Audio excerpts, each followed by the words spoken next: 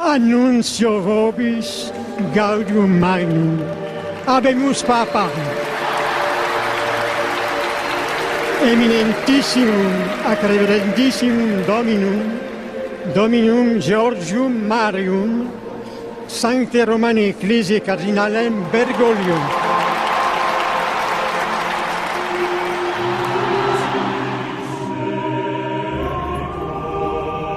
No dia 13 de março de 2013, Jorge Mário Bergoglio, arcebispo de Buenos Aires, capital da República Argentina, é nomeado Sumo Pontífice da Igreja Católica, sucedendo o renunciante Bento XVI.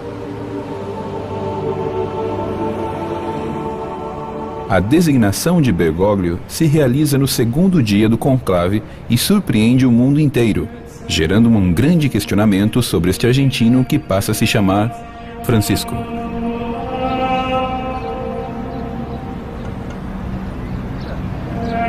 É o primeiro Papa latino-americano e o primeiro Papa pertencente à Companhia de Jesus, a ordem missioneira por excelência.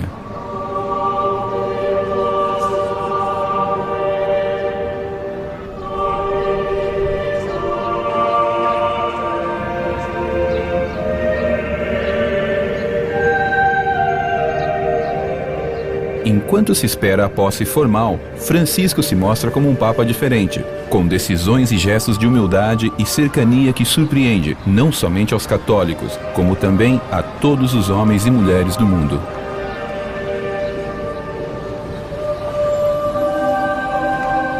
Se vislumbra uma profunda mudança na Igreja Católica, um tempo novo, baseado na humildade, no diálogo e na evangelização, parece começar com um novo Papa. O Papa de todos.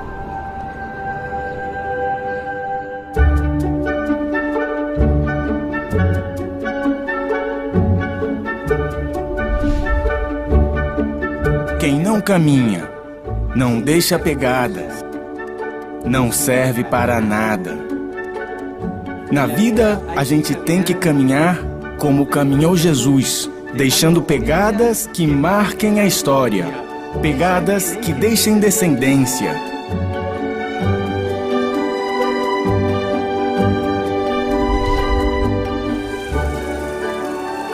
Jorge Mário Bergoglio é filho de imigrantes italianos, que a princípios do século XX chegam à Argentina em busca de um lugar para viver longe da fome e das guerras.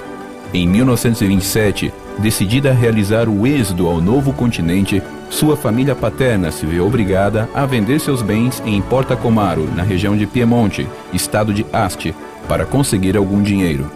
O atraso dessas vendas faz com que os Bergoglio percam suas passagens no principesco Mafalda. Esse evento, como um sinal de predestinação, salva milagrosamente suas vidas. O Mafalda afunda no litoral do Brasil. A viagem finalmente se concretiza em janeiro de 1929 e terminam se radicando na cidade de Buenos Aires, a capital da Argentina. Em 1934, Mário José Bergoglio conhece a Regina Maria Sivori durante uma missa celebrada no Oratório Salesiano de Santo Antônio, no bairro portenho de Almagro. Se casaram no ano seguinte e, em 1936, nasce o primeiro dos seus 5 filhos, Jorge Mário. No dia 21 de setembro de 1953, com 17 anos, Jorge Mário conhece um novo sacerdote com quem se confessa na igreja de São José de Flores. Esse encontro desperta sua fé. Nesse dia, ele decide se converter em sacerdote. 4 anos depois, em 1957, ingressa no seminário de Vila Devoto, outro bairro da cidade de Buenos Aires, como seminarista da Companhia de Jesus. Nesse mesmo ano, como uma prova de fé, uma grave doença pulmonar põe em risco sua vida, sua vocação e seu destino de Papa. Mas o chamado de Deus é mais forte. 56 anos depois, é eleito Papa. Jorge Mário Bergoglio tem 76 anos de idade.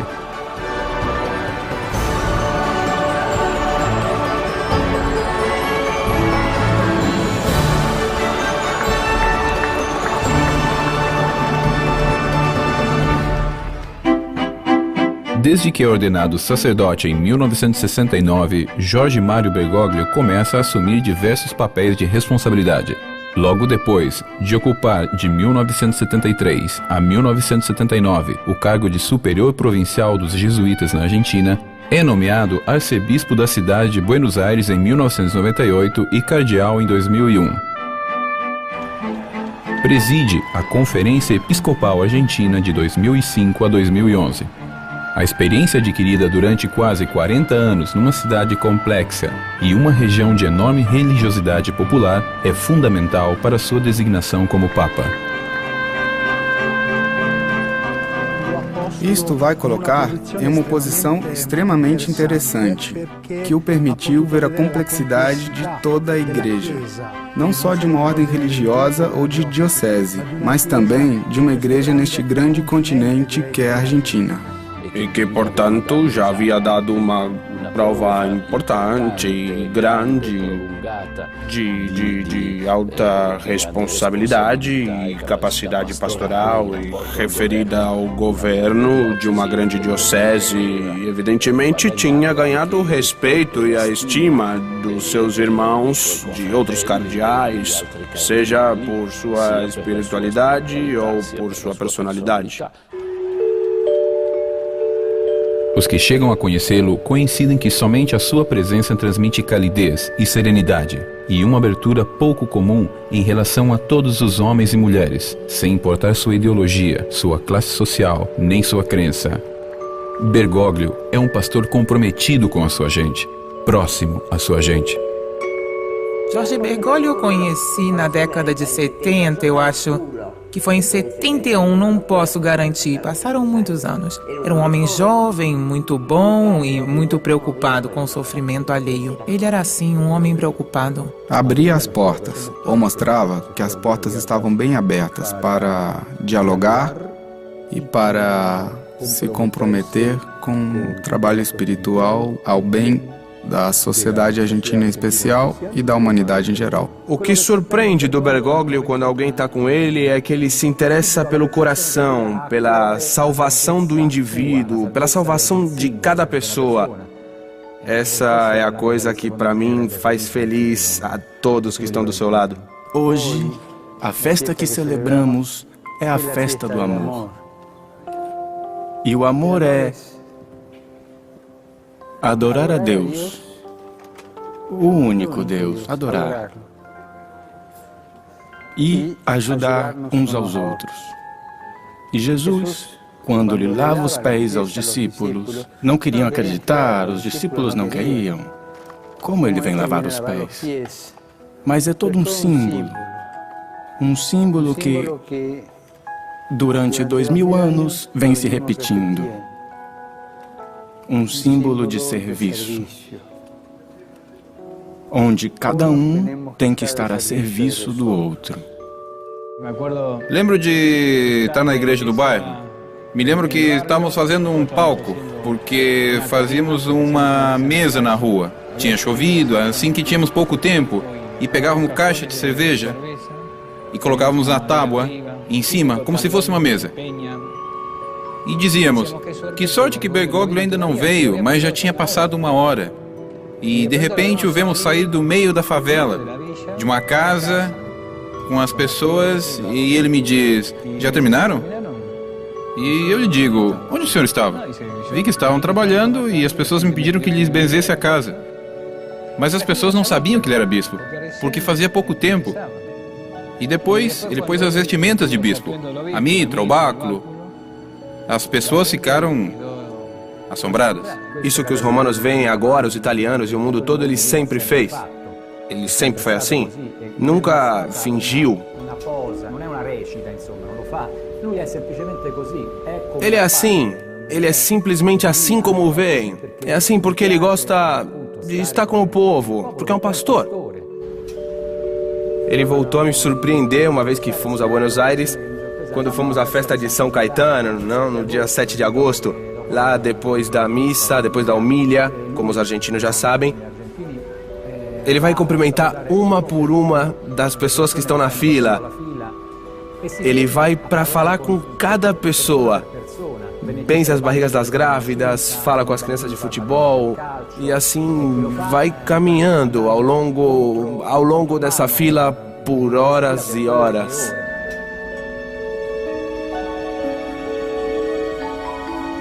O olhar do pobre, que coincide com o nosso, isso é, ainda que o pobre seja alguém a quem há que ajudar, fundamentalmente é alguém a quem temos que aprender.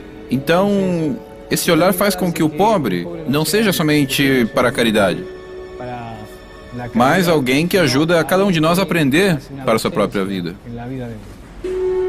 À frente da sua igreja, Bergoglio acompanha de maneira incansável a todos aqueles que sofrem, mas seu compromisso se torna ainda mais evidente em 2001, quando uma severa crise política e econômica deixa a Argentina próxima da ingovernabilidade e com milhões de desempregados. Sua visão desta crise é comovente, pacificadora e chama a atenção de argentinos e estrangeiros. Tinha manifestações nas praças, ruas fechadas, panelaços, pessoas que iam à praça com as panelas. E ele já sabia bem sobre tudo o que acontecia, mas me explicou a crise principalmente através de uma imagem. A imagem dos pais e mães de família que talvez perdessem o trabalho, estavam em dificuldades e choravam de noite para que os seus filhos não vissem. Quando me transmitiu essa imagem de dignidade ferida, me surpreendeu a delicadeza de um homem que sabia ver o sofrimento dos corações dos indivíduos. Bergoglio é quem pensa constantemente. Qual a resposta mais adequada àquele que está sedento de uma dimensão de espiritualidade, sedento da presença de Deus, mas o homem simples da rua, não o acadêmico, o homem sofrido. Em 2004, Buenos Aires é sacudida por uma tragédia. Uma discoteca popular pega fogo, deixando 194 mortos, entre os quais foram encontrados jovens e crianças. Mais uma vez, Bergoglio sofre em carne própria. Esta cidade viu chegar ao fim a vida de 194 filhos jovens que eram promessa, que eram futuro. Acabou a esperança desses jovens, que não vão ser substituídos por ninguém, porque cada um é único, insubstituível. Por isso, eu queria dizer a esta cidade, tão preocupada por muitas coisas, que olhe com coração de mãe, porque a cidade também é mãe. Estes filhos que já não estão,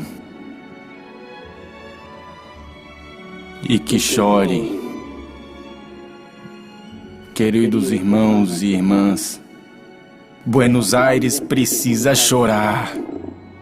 Buenos Aires não chorou o suficiente. Buenos Aires trabalha, busca, luta, faz negócios, se preocupa pelo turismo, pela viagem, não chorou o suficiente esta bofetada. Buenos Aires precisa ser purificada pelo choro desta tragédia e de tantas outras.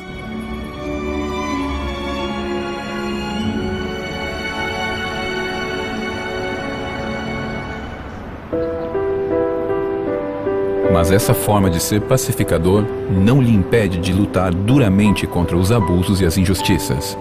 É muito terrenal, demonstrou de mil maneiras, mas também é muito espiritual.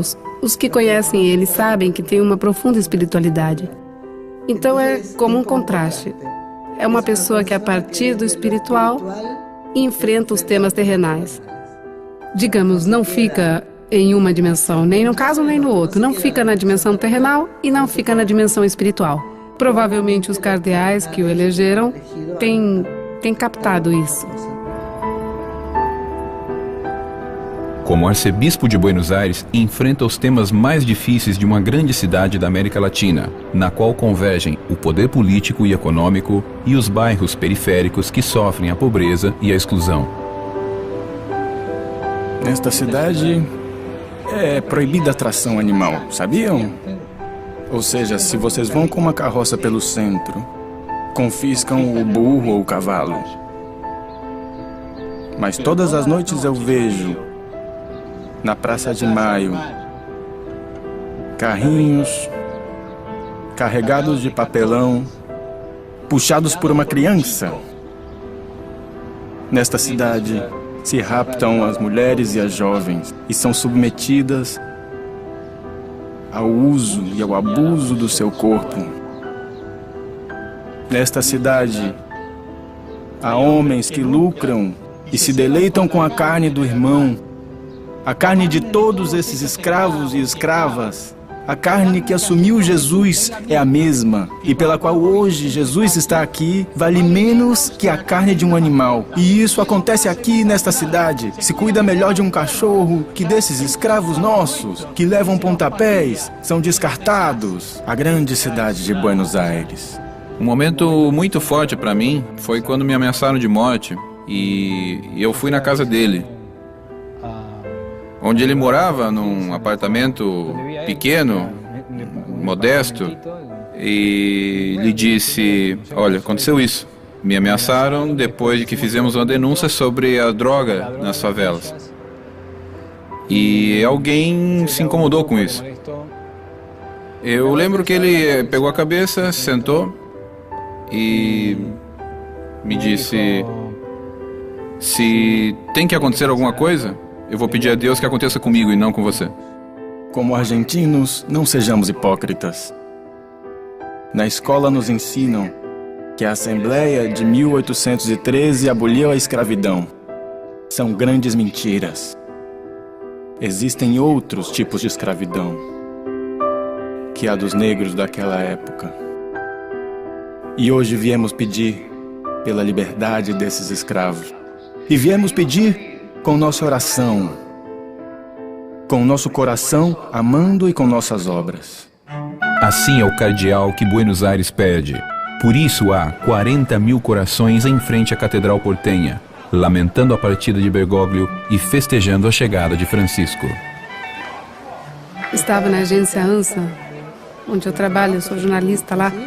Tínhamos destacado bem com canetinha os nomes dos possíveis. Ele não estava. Então, quando se escutasse o nome, veríamos o sobrenome. Tínhamos aí os 10 nomes destacados.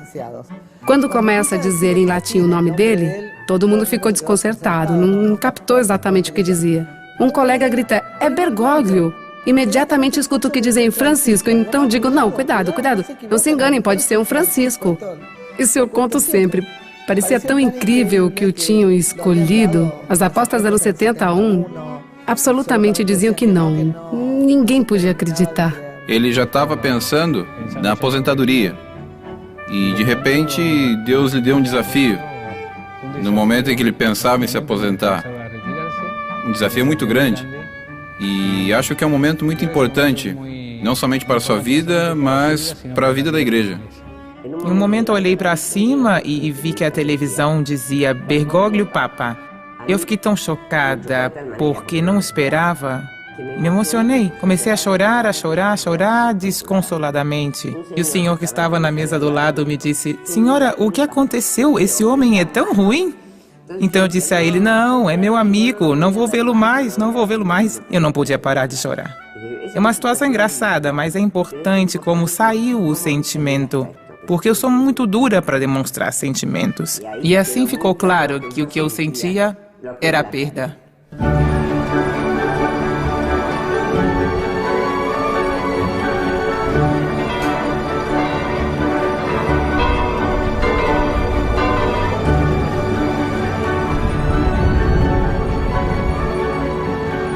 Surpreendeu que a eleição dos cardeais fosse tão majoritária em relação a um homem tão simples como ele, o cardeal Jorge Mário Bergoglio?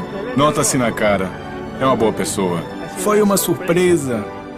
Traz ventos novos, frescos. Eu estou muito emocionado. O Papa sul-americano, de Argentina, de Brasil, são irmãos. Então, uma beleza, tudo certo. A mim me gostou muito.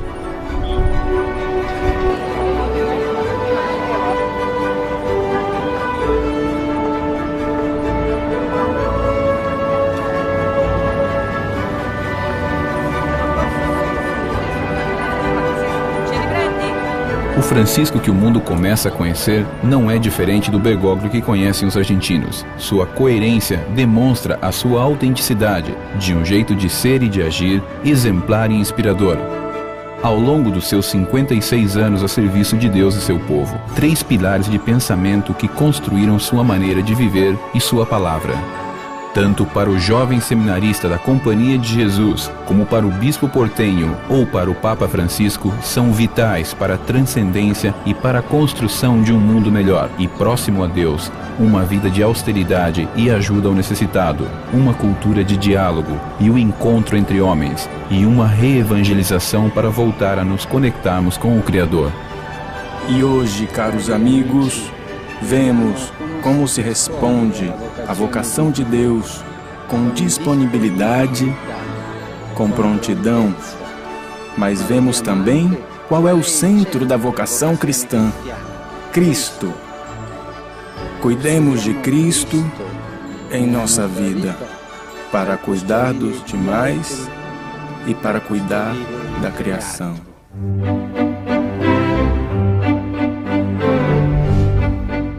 A eleição da humildade que fez sua honorável santidade torna evidente o critério que o guia na eleição essencial. Isso enche de esperança o coração de todos os fiéis repartidos pelo mundo e, em geral, de todos os homens. O Papa Francisco, com seu estilo de vida simples, que desorienta alguns e surpreende a outros, na verdade transmite uma mensagem instantânea de simplicidade, de austeridade e de pobreza na vida pessoal que demonstra ao mundo e o obriga a se perguntar se não está vivendo de forma errada, ostentando uma riqueza superficial e ilusória. Esta é a mesma mensagem com a que Bergoglio marca durante anos a Diocese de Buenos Aires, inclusive muito antes de sonhar em se tornar Papa Francisco. Acho que os primeiros passos que Bergoglio deu como Papa Francisco nos revelam e nos dão pautas de como será seu papado, direcionado à humildade e modéstia. Todos nós que conhecemos e trabalhamos com ele, víamos ele vir de ônibus, de metrô, dispensar um carro com chofer, uma casa cômoda. Foi uma série de atitudes. Primeiro impacto, atende ao telefone, não é preciso passar por 3 ou 4 pessoas. Aceita o convite, lhe pergunto se ele vai de carro ou seu chofer, ou se ele mandava nos buscar, e sua resposta foi: não tenho carro, não tenho chofer e não me mande buscar. Vou sozinho, de ônibus. Ele chega andando, sozinho, vestido como sacerdote, como qualquer um que visse na rua diria: pároco do bairro. Sua imagem era de um pároco. Uma hora ele tem dado mostras dessa austeridade no papado pelo tipo de roupa, por não querer usar um carro, e me dizem: ai, que admirável, você não se emociona? E eu digo: não. Não morar nos aposentos clássicos do Vaticano, designados para o Papa, mas senão em um lugar muito mais modesto. A modéstia o vai caracterizar. Seu estilo de vida também implicava os demais, certo? Era como dizer: bem, se o bispo de Buenos Aires vive dessa maneira, nós também temos que ter uma atitude similar. Assim, com o exemplo, e sem que seja necessário tanto palavreado, podemos dizer que o Papa Francisco já pôs em movimento um caminho em direção a uma renovada simplicidade, pobreza e austeridade. Essa vai ser, sem dúvida, a atitude de Bergoglio. Por quê?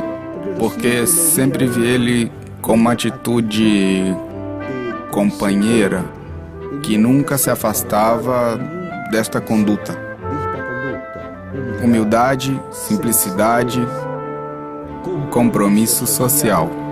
E os momentos mais lindos que passei como padre e como bispo foram os momentos que passei junto às pessoas, ao santo povo fiel de Deus. E o que fica no meu coração é isso: ter caminhado junto a um povo que busca Jesus e ter escutado tantas coisas, ter aprendido tanta fidelidade, tanta fidelidade. Bergoglio toma o espírito de profeta, baseado em todos os evangelhos, a base do espírito cristão, e o trata de transformar em carne. Cristo era pobre, Cristo amava todos, e especialmente os pobres, e o Papa de todos também. Para ele, o centro de Buenos Aires, onde foi bispo, não era a Praça de Maio, onde reside o poder, mas os bairros periféricos, onde ele estava presente nos bairros como Retiro, Barracas, Lugano, Mataderos. Então, aí ele centralizou seu trabalho, sua vida, seu acompanhamento e também fez o resto da cidade ver esses bairros mais pobres. Mais de uma vez estivemos com ele nas favelas. Lembro de uma vez em particular, um domingo, que fomos juntos a uma favela que se chamava Cidade Oculta. Aí fomos todos juntos a pé a esse lugar onde se celebrava a festa patronal. Ele rezou a missa, falou com as pessoas, e depois houve uma grande festa popular com dança e uma comida típica que se chama locro, onde boa parte dos moradores das favelas eram imigrantes paraguaios. E assim estivemos juntos o dia todo. Duas coisas que sempre me chamaram a atenção. Há menos egoísmo que em outros lugares. Há mais solidariedade. A segunda é a fé. A fé na Virgem, a fé nos santos, a fé em Jesus.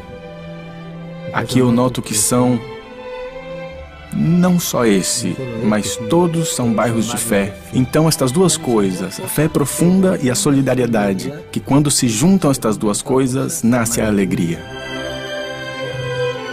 O centro do mundo para ele vão ser os lugares onde a igreja está. Lugares bastante pobres, países que não são levados em consideração. O olhar dele vai estar posto em tantos laicos, sacerdotes, religiosas que hoje estão trabalhando como missioneiros, em meio de situações muito difíceis, de guerra, de fome, Aí vai estar a presença e o olhar do Papa. Eu acho que foi também uma linda surpresa o nome que elegeu o Papa, o novo Papa Francisco. Esse nome ninguém nunca tinha escolhido e com certeza foi uma decisão original, bastante surpreendente, mas de uma claridade cristalina. Porque acho que todos compreenderam desde o primeiro momento, desde que se aproximou com seus companheiros sobre São Pedro, que tipo de mensagem quis dar, escolhendo intencionalmente, de maneira tão clara e decidida, o nome Francisco. Isso se confirmou nos primeiros dias de pontificado de modo muito evidente. Talvez o mais imediato nesse papado de Francisco vai ser com seus gestos encaminhar o Vaticano a um mundo mais simples. Um mundo onde os cristãos querem que seja justamente o exemplo da nossa fé, já que aí está o sucessor de Pedro. E acho que esse vai ser o primeiro desafio que ele tem. Eu me assustaria se ele tivesse mudado. Graças a Deus, Jorge continua o mesmo. A paixão de Deus pelos humildes e os simples. A paixão de Deus por aqueles que são pacíficos, que não têm pretensão de ser mais que os outros. Essa paixão de Deus pela humildade, a simplicidade que se mostra como é, a simplicidade que não maquia a alma, a simplicidade que está para servir, está para adorar, está para se sentir povo de Deus. O exemplo do Papa Francisco cai como uma bênção na Praça de São Pedro. Milhares de almas são batizadas com uma alegria renovadora e uma expectativa inesperada. Há um pastor à frente da igreja. Se Francisco é um pastor, qual será essa mensagem, essa palavra que levará a todos os cantos do mundo? Que legado tentará deixar? Qual será essa herança da qual ele mesmo fala e que ficará no mundo atrás dos seus passos?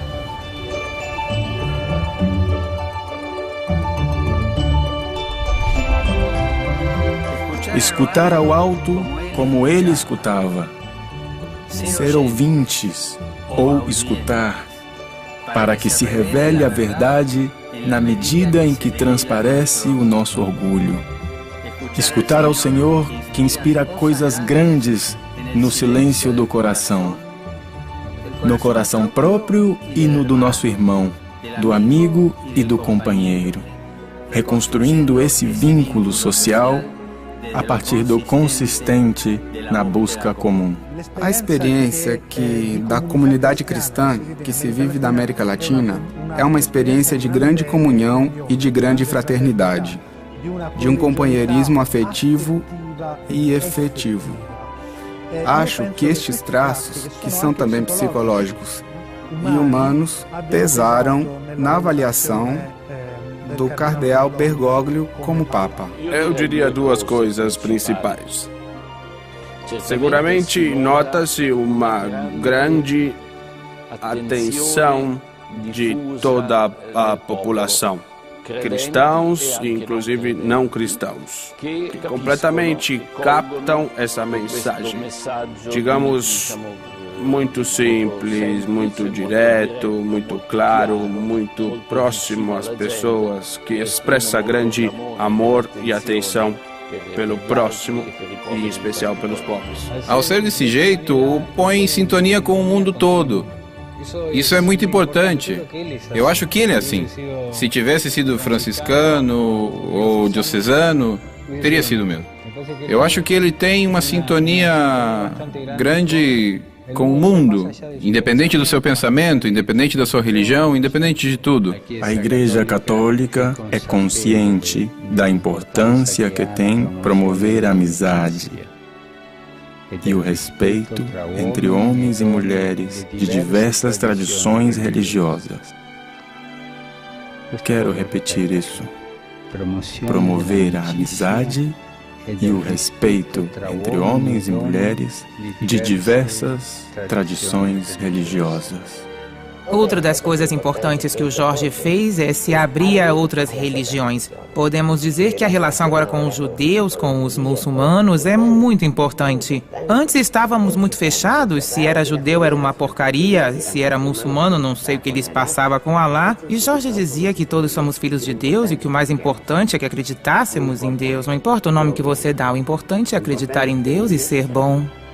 Houve diferentes encontros e orações pela paz, que ele organizou em momentos críticos, para a paz mundial que nos reuniu em pedidos a Deus, para que se despertasse o sentimento de bondade, de consideração de todos os homens para que lutássemos pela paz. Sendo cardeal, teve excelente relacionamento com todos os referentes de todas as religiões. Amizade com alguns deles, grande amizade com alguns. Então é um Papa com a visão voltada para o ecumênico. Da minha parte, desejo continuar seguindo as pegadas dos meus predecessores, a firme vontade de continuar o caminho do diálogo ecumênico, e agradeço desde já ao Pontifício Conselho por promover a união dos cristãos. A cultura do encontro significa como ponto central que o outro tem muito para nos dar, que temos que ir em direção ao outro com uma atitude de abertura e para escutarmos. Poderão algum dia todas as bandeiras do mundo compartilhar o mundo como compartilham as da Praça de São Pedro? E parece que nesse tempo, nesse mundo que mudou tanto e que muda vertiginosamente, é uma pessoa que vai ter um papel importante quanto ao diálogo com o mundo, dentro da igreja, mas também da igreja em relação ao resto. Percebi um grande entusiasmo na igreja em geral e também nas declarações dos cardeais. Parece um Papa capaz de unir a igreja. O que me impactou em particular foi notar entusiasmo tanto nos conservadores como nos progressistas. Por isso, parece que é um Papa com capacidade de unir, não de confirmar as divisões, mas ao contrário, de pacificar, de unificar, de criar comunidade. Para mim é belíssimo essa atenção especial que o novo Papa, digamos, atraiu com seu modo de falar com as pessoas de hoje, com palavras simples, com gestos expressivos de relação pastoral com as pessoas. Para mim, isso já é uma mensagem concreta de nova evangelização. Com o Papa Francisco, a Igreja promete ir ao encontro do mundo, e o mundo se encontra com uma nova oportunidade de começo. É exatamente ao contrário do que em Babel. Se ouvem vozes em todas as línguas, mas só se fala um idioma, o idioma do amor. Existe uma mudança que possa gerar maior entusiasmo? Como padre jesuíta, ele é perfeito para o que a igreja precisa nesse momento. Acho que ele vai renovar a igreja e a sociedade. É um sinal de esperança, acho que para o mundo todo. E especialmente porque a Europa precisa de uma mensagem. Acho também que de um Papa que não seja europeu. Vai fazer muito bem para a Europa e para a América Latina, com certeza. A experiência que o Papa teve vem de muito trabalho pastoral em Buenos Aires e também acho que o fato de que seja o primeiro jesuíta é algo que surpreende muito. A mudança é pro bem. A mudança é pro bem.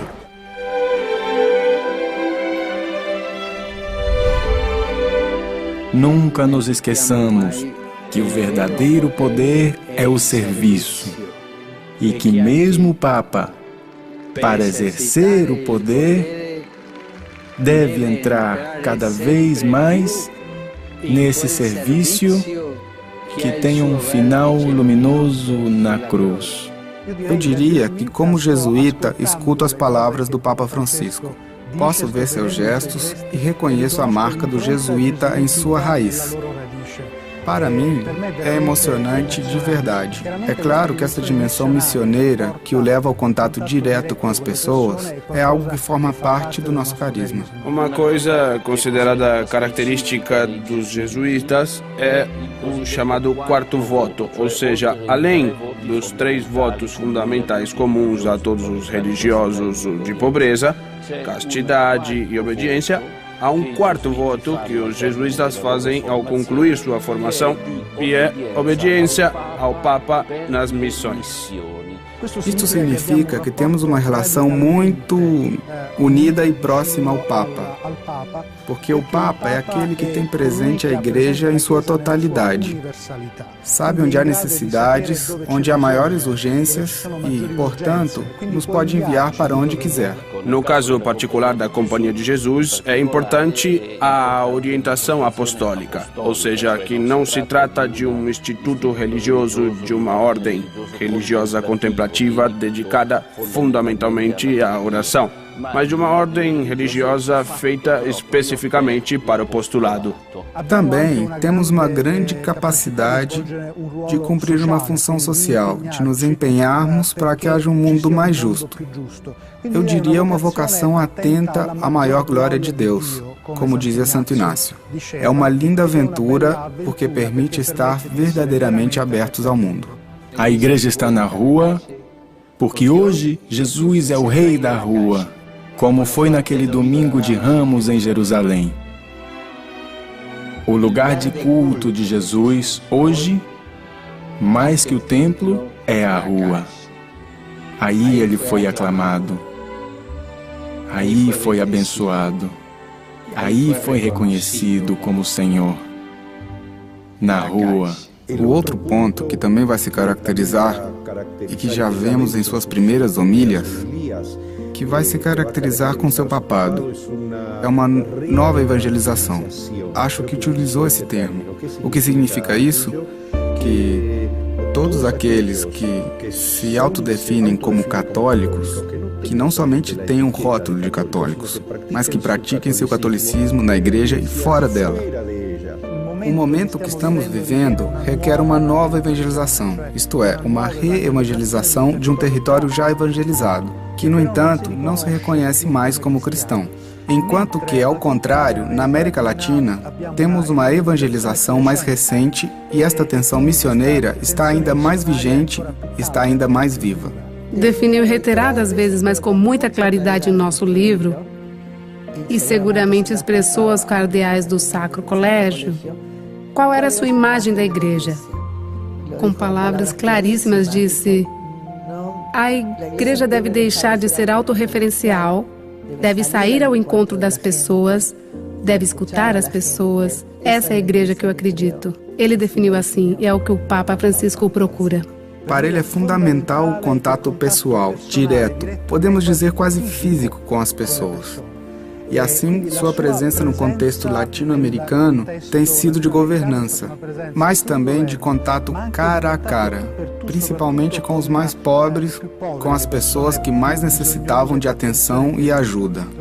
Nós o vemos, agora, como Papa, e se comporta exatamente igual de quando era pastor na Argentina.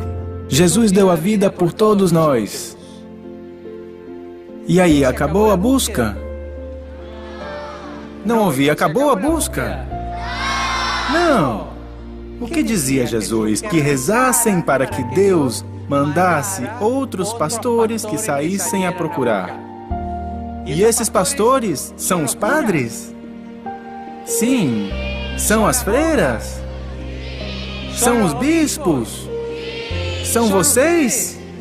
Sim, outra vez, são vocês? Outra vez, mais forte! E vocês têm que sair para buscar? E têm que falar de Jesus para as pessoas? E têm que convidá-los para que conheçam Jesus? Essa mudança que está nascendo se explica de um jeito simples, com as palavras do próprio Bergoglio. A igreja deve evitar a tentação de ser administradora e não pastoral. Deve transformar suas estruturas para transmitir e facilitar a fé. Talvez a realidade do Vaticano possa ser que o necessite mais nesse momento. Bergoglio é um homem de experiência, um homem que já tem um protagonismo na igreja muito forte. Acho que tem um prestígio muito grande. E é por isso que pensaram nele como uma pessoa para esse momento.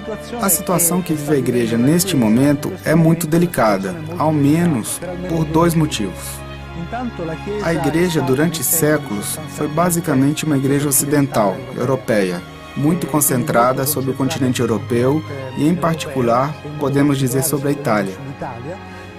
Enquanto que hoje a igreja tem uma forte expansão também em relação aos outros continentes, por isso talvez se sentisse a necessidade de que ao sumo pontificado chegasse uma pessoa proveniente desses outros mundos, tão importantes e vitais para a igreja. A missão dele vai estar principalmente naqueles que estão mais longe geograficamente do Vaticano, mas que para ele vai ser como o principal. Por isso, o seu olhar vai estar posto na periferia do mundo, seja geográfica ou existencial, certo? O mundo pobre, o mundo escravo, o mundo da guerra, que são essas realidades que ainda são mais cruéis que as que tem vivido na Argentina. Remova a folhagem da existência e embaixo busque os brotos da vida. Busque aí, onde Deus se manifesta, na simplicidade, nas pequenas coisas. Vocês sabem que na gruta de Belém, para entrar ao lugar onde nasceu Jesus, há um grande templo, mas para entrar ao lugar onde nasceu Jesus, tem que se agachar, tem que se abaixar.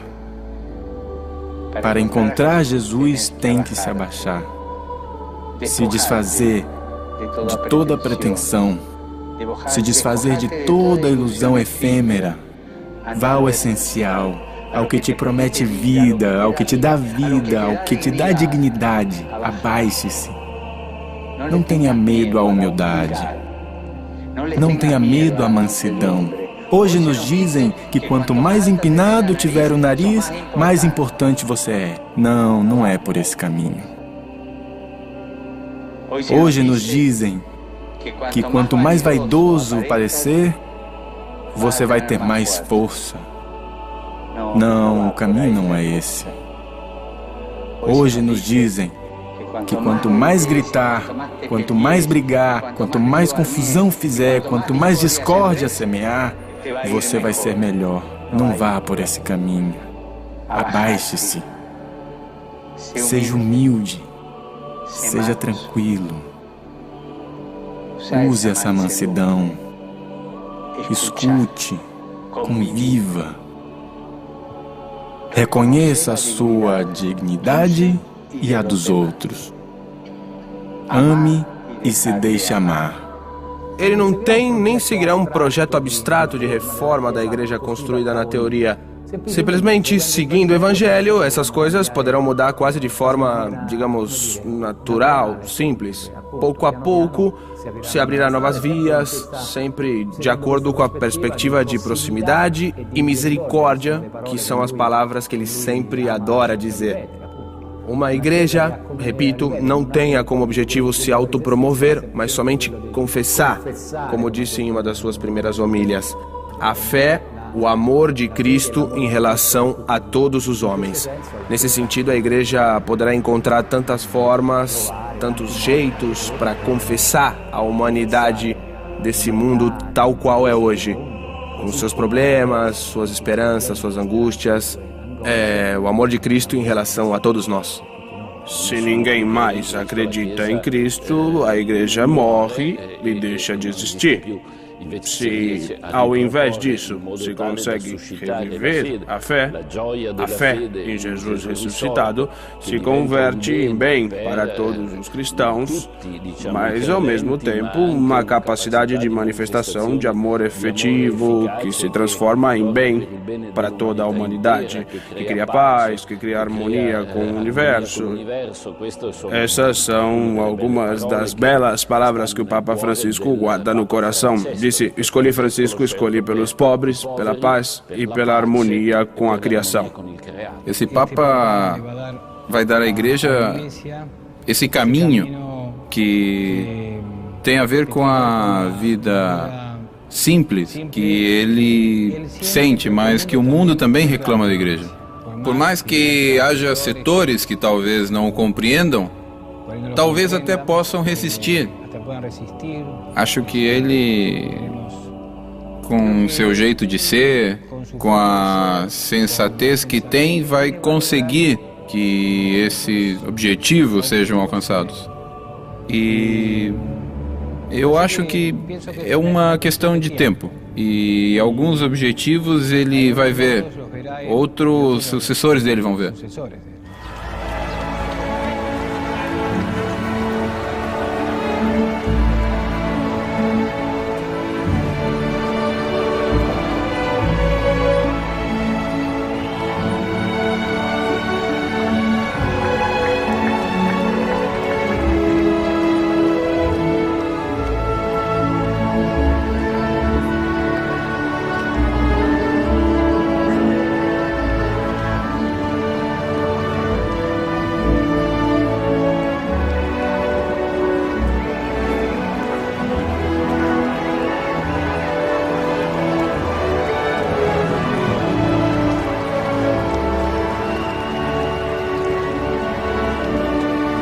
A semente da mudança está plantada. O mundo responde. Uma nova etapa está a caminho. Sabendo quem é Jorge Mário Bergoglio, entendemos quem é o Papa Francisco. Um pastor que vai na frente, deixando pegadas. Um pastor que vai ao lado, para que não abandonemos o caminho. E um pastor que está atrás, para nos dar coragem para continuar. Esse é Francisco. Esse é o Papa de todos. Jorge é um homem bom, honesto e que gosta das pessoas. Pode ser príncipe, rei, mas gostar das pessoas é muito difícil. E isto é muito importante. O Papa Francisco é um homem de uma grande força espiritual e põe sua fé em Deus. Com total humildade, vai continuar sendo o mesmo Bergoglio. Por algum motivo, escolheu o nome Francisco. Ele se sente à vontade numa favela, numa prisão, num arcebispado. Ele demonstrou que onde ele vai, sabe enfrentar os desafios do lugar onde vai. O que o Papa faz tem uma história.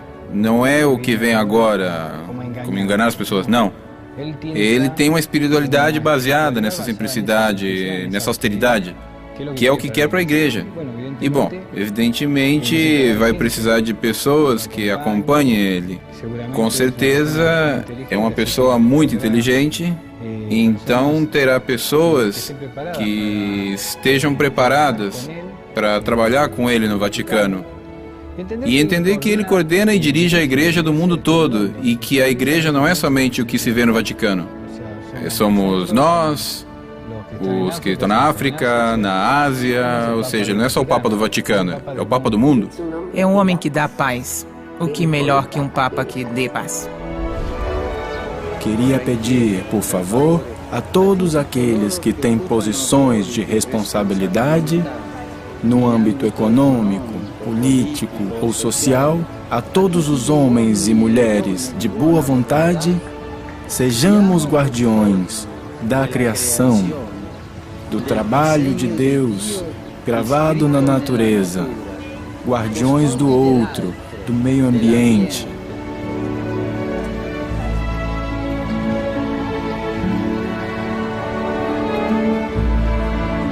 E começamos este caminho, bispo e povo, este caminho da Igreja de Roma, que é a que preside na caridade todas as igrejas. Um caminho de fraternidade, de amor, de confiança entre nós. Rezemos sempre uns pelos outros. Rezemos por todo mundo, para que haja uma grande fraternidade. Espero que este caminho da igreja, que hoje começamos e no qual me ajudará o meu vigário aqui presente, seja frutuoso para a evangelização desta tão bela cidade. Quero dar a bênção, mas antes peço um favor. Antes do bispo abençoar o povo, peço que vocês rezem ao Senhor para que me abençoe a oração do povo pedindo a bênção para o seu bispo.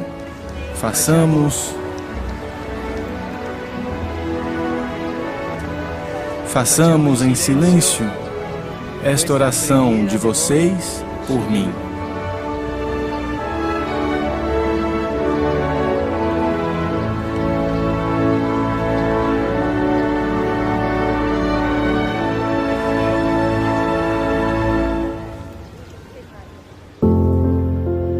Queridos irmãos, o convite de Jesus é aliviar o peso de nós mesmos, dessas simulações, falsas crenças e receitas rápidas que tanto gostamos de ensaiar todos nós. O convite é retomar a confiança do trabalho fraterno de todos, a longo prazo talvez. Como aprenderam os humildes do nosso povo, heróis conhecidos e anônimos, que se sentiram filhos de Deus e desta terra. Como ele mesmo nos sugere, confiar como filhos, como ele, que não economizou esforços e entrega, mesmo sem ver os resultados. A fraternidade no amor, como viveu Jesus, nos alivia. Faz a dificuldade suave. Não é questão de ser impecável, porque ninguém que se compromete deixa de se enlamear, mas que nos convida a não ficar no chiqueiro que corrompe, porque Deus sempre nos perdoa e nos eleva. Deus não se cansa de perdoar. Somos nós que nos cansamos de pedir perdão.